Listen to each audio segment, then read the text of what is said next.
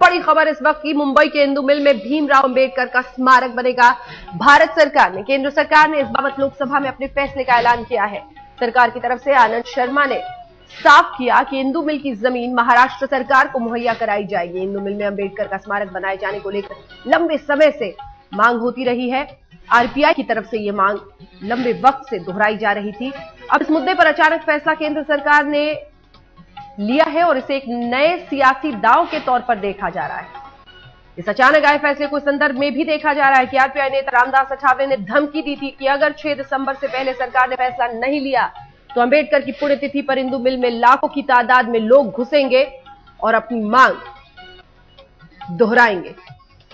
रामदास अठावले ने यह धमकी दी थी और इन सभी मुद्दों के मद्देनजर यह ऐलान केंद्र सरकार की तरफ से आज लोकसभा में किया गया है, जिसे सियासी दांव के रूप में देखा जा रहा है। आपको बता दें, इस वक्त शिवाजी पार्क में बाला साहब ठाकरे के स्मारक को लेकर लगातार शिवसेना की तरफ से मांग रखी जा रही है। इस बीच एमएनएस के कॉर्पोरेटर्स ने बीएमसी की बैठक में यह कहा था कि इंदु मिल के इस पार्क में दरअसल शिवसेना सुप्रीमो बाला साहब ठाकरे का स्मारक बनाया जाना चाहिए। हालांकि राज ठाकरे ने फिर कह दिया था कि ये कॉर्पोरेटर्स की राय थी।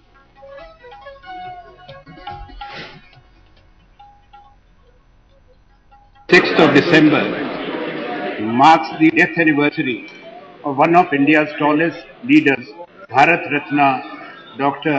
Babasaheb Bhimrao Ambedkar. The nation gratefully acknowledges his notable contribution in guiding the process of framing of a constitution which laid the foundation of India's parliamentary democracy.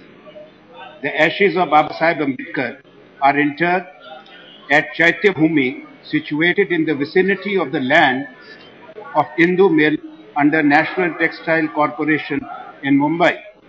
For lakhs of his followers, this is a place of pilgrimage.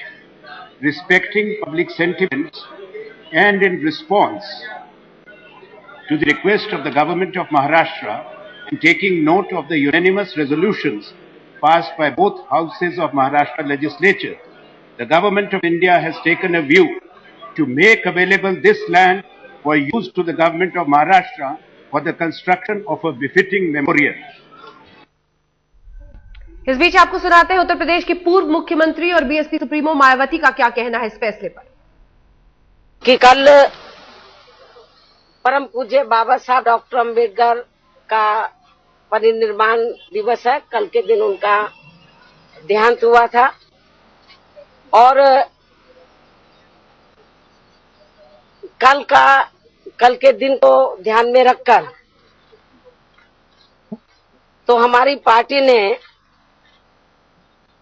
इस मामले को एक दिन पहले, हालांकि इस संबंध में हमारी पार्टी के लोगों ने, जो सरकार के जिम्मेवार लोग हैं, उनसे कई बार बातचीत की है, लेकिन हमारे इस मामले को उन्होंने टाल मटोल किया। इसलिए फिर हमें मजबूरी में तो आज इस मामले को संसद के दोनों सदन में, लोकसभा में भी और राज्यसभा में भी, इस मामले को हमको इसको उठाना पड़ा। और राज्यसभा में मैंने खुद इस मामले को उठाया जैसे क्वेश्चन आवर शुरू हुआ।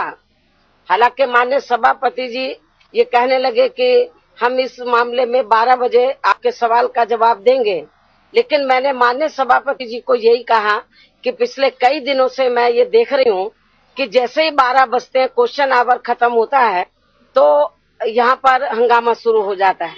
तो ऐसे हंगामे के बीच में तो मेरे सवाल का जवाब कैसे आ पाएगा? इसलिए बेहतर यही है कि क्वेश्चन आवर को कुछ समय के लिए सस्पेंड करके तो मेरे सवाल का जवाब देना चाहिए। तो लेकिन उन्होंने कहा कि अभी हम हाउस को चलने दो, 12 बजे के बाद ही हम 12 बजे जवाब इसका गवर्नमेंट की ओर से दिलवाएंगे।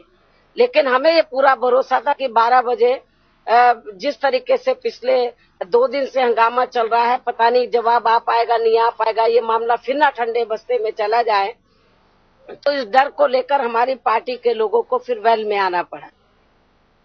और इसी मुद्दे को लोकसभा में भी जैसे वहां पर भी इस मुद्दे को उठाया गया और तो चलिए, जिस तरह की सियासी होड़ आपने देखी, मायावती की बातों में साफ झलक रही है। ये अब क्लेम करने की कोशिश होगी, जो ये फैसला सरकार की तरफ से आया है उसमें उनकी भूमिका भी उतनी अहम है, लेकिन आरपीआई की तरफ से ये मांग लगातार दोहराई जा रही थी। सीधे रुख करते हैं, हमारे साथ कमलेश सुतार हमारे सहयोगी इस खबर पर जुड़ रहे हैं। कमलेश, माना जाए कि आरपीआई की तरफ से ये जो 6 दिसंबर की धमकी दी गई थी, उसी के मद्देनजर ये सियासी दांव कांग्रेस पार्टी की तरफ से।